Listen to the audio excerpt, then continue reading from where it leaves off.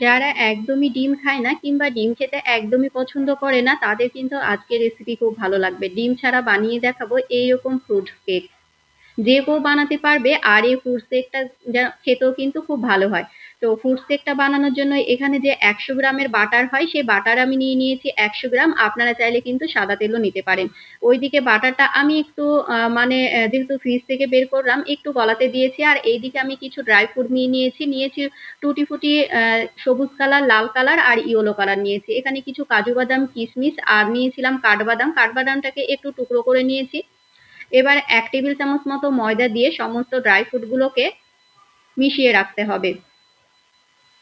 এভাবে ময়দা দিয়ে মিশিয়ে রাখলে কিন্তু কেকটা যখন বেক হবে তখন ড্রাই ফ্রুটগুলো পুড়ে যাওয়ার সম্ভাবনা থাকবে না, খুব সুন্দর মতো সেট হয়ে থাকবে।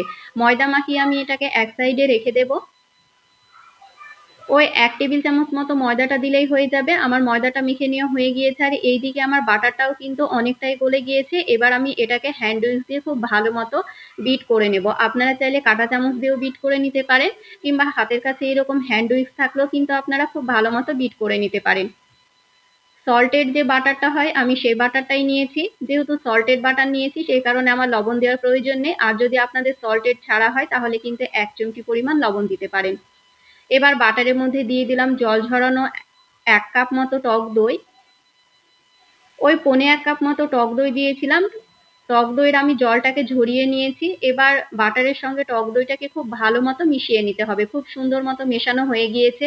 আর যে মেজারমেন্ট কাপে আমি ময়দাটা মেপে দেব আর 1.25 কাপ মতো টক দই দিয়েছিলাম, সেই মেজারমেন্ট কাপের 1 কাপ দিয়ে দেব। ওই 1.25 কাপ মতো দিয়েছিলাম চিনি। চিনিটাকে গুঁড়ো করে নিতে হবে। আমি চিনিটাকে খুব ভালো মতো গুঁড়ো করে নিয়ে অল্প অল্প চিনি দিয়ে খুব ভালো মতো হ্যান্ড উইক্স দিয়ে মিশিয়ে নিতে হবে। চিনিটা একসঙ্গে দেবেন না, এইরকম অল্প অল্প চিনি দিয়ে খুব ভালো মতো করে এরকম করে বিট করে নিতে হবে। আমি কিন্তু খুব সুন্দর মতো করে হ্যান্ড উইক্স দিয়ে বিট করে নিচ্ছি। চিনি, টক দই আর বাটাটাকে খুব ভালো মতো মেশানো আমার হয়ে গিয়েছে। দেখুন আমি কিন্তু বেশ সময় ধরে খুব সুন্দর মতো করে মিশিয়ে নিয়েছি। এবার দিয়ে দেবো শুকনো উপকরণগুলো। এখানে আমি 1 কাপ দিয়েছিলাম, একটু উঁচু করে 1 কাপ দিয়ে দেবেন ময়দা। আর ময়দাটা দেওয়ার আগে অবশ্যই খুব ভালো মতো চেলে নিতে হবে। আমি এরকম করে একটা ছাঁকুনি দিয়ে খুব সুন্দর মতো করে চেলে নিয়েছি। আর দিয়ে দেবো 1 টেবিল চামচ বেকিং পাউডার। ওই 1 টেবিল চামচ মতো দিলেই হবে। আর এখানে 3 থেকে 4 টেবিল চামচ, ওই 4 টেবিল চামচ দিয়েছিলাম গুঁড়ো দুধ। এবার সমস্ত উপকরণগুলোকে খুব ভালো মতো মিশিয়ে নিতে হবে। এই পর্যায়ে কিন্তু একটু আলতোভাবে মিশিয়ে নেবেন। খুব বেশি যে বিট করে নিতে হবে সেটা না, একটু আলতোভাবে মিশিয়ে নিলেই কিন্তু হয়ে যাবে। আমি একটু আলতোভাবে খুব ভালো মতো করে মিশিয়ে নিয়েছি। খুব সুন্দর মতো করে মিশিয়ে নেবেন যেন ময়দার একদম দলা পেকে না যায়।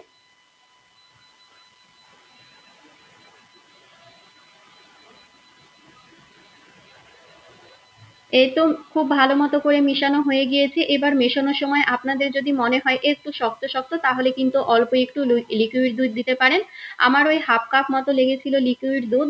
দুধটা কিন্তু রুম টেম্পারেচারে রাখতে হবে, ফ্রিজের দেওয়া যাবে না কিংবা গরম দেওয়া যাবে না। আমি ঠান্ডা দুধটায় ওই 1/2 কাপ মতো দিয়েছিলাম। অল্প অল্প দিতে হবে আর এরকম করে মিশিয়ে নিতে হবে। যখন দেখবেন খুব খুব সুন্দর একটা নরম ব্যাটার রেডি হয়ে গিয়েছে, এই পর্যায়ে দুধটা দেওয়ার আর প্রয়োজন নেই। এই তো ব্যাটারটা কিন্তু আমার একদম রেডি হয়ে গিয়েছে। খুব বেশি শক্ত হবে না, আবার খুব বেশি নরম হয়ে যাবে না। এবার যে ফ্রুটসগুলো আমি ময়দা দিয়ে মিশিয়ে রেখেছিলাম সেখান থেকে অর্ধেকটা দিয়ে দেবো এরকম করে ব্যাটারের মধ্যে। দিয়ে খুব ভালো মতো করে মিশিয়ে নিতে হবে। আর দিয়ে দেবো 1 টেবিল চামচ ভ্যানিলা এসেন্স। ভ্যানিলা এসেন্স দিলে ফ্লেভারটা খুব সুন্দর আসে আর খেতেও ভালো লাগে, সেই কারণে আমি 1 টেবিল চামচ ভ্যানিলা এসেন্স দিয়েছিলাম। সমস্ত কিছুকে আমি আবারও খুব ভালো মতো করে মিশিয়ে নেব। এই তো মেশানো হয়ে গিয়েছে। আর এইদিকে আমি একটা কেক টিনের মধ্যে কিছুটা সাদা তেল দিয়ে তেলটাকে খুব ভালো মতো ব্রাশ করে নিয়ে একটা পেপার বিছিয়ে নিয়েছি। আপনারা চাইলে বেকিং পেপারও দিতে পারেন কিংবা বাটার পেপারও দিতে পারেন। এবার যে ব্যাটারটা রেডি রেখেছিলাম সেটা সমস্ত কিছু দিয়ে এইভাবে একটু ট্যাপ করে নেবেন। ট্যাপ করে নিলে কিন্তু ভেতরে কোনো বাতাস থাকলে সেটা বাইরে বেরিয়ে যাবে। আর ওপর দিয়ে আমি আবারও কিছুটা ড্রাই ফ্রুট দিয়ে দেবো। এরকম করে গার্নিশের জন্য দিলে দেখতেও যেমন ভালো লাগে আর খেতেও ভালো লাগে। যেহেতু আমি ফ্রুটস কেক বানাচ্ছি সেই কারণে ফ্রুটসের পরিমাণ একটু বেশি পরিমাণে রেখেছি। এবার আমি কড়াইটাকে 5 মিনিট প্রি হিট রেখে গ্যাসের আঁচটা একদম লো ফ্লেমে রেখে দিয়েছিলাম 40 মিনিট। 40 মিনিটের মধ্যেই কিন্তু বেক হয়ে যাবে। আর গ্যাসের আঁচটা একদম লো ফ্লেমে রাখবেন। 40 মিনিট পর আমি একটা টুথপিক দিয়ে দেখে নিয়েছিলাম, টুথপিকটা ক্লিন এসেছিল, সেটা আমার নেওয়া হয়নি একদমই।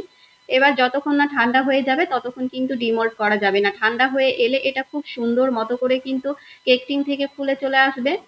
দেখুন কতটা স্পঞ্জি হয়েছে, খেতেও কিন্তু খুব ভালো হয়েছিল। তো আপনারা বাড়িতে কিন্তু এভাবে একবার হলো বানিয়ে নিতে পারেন।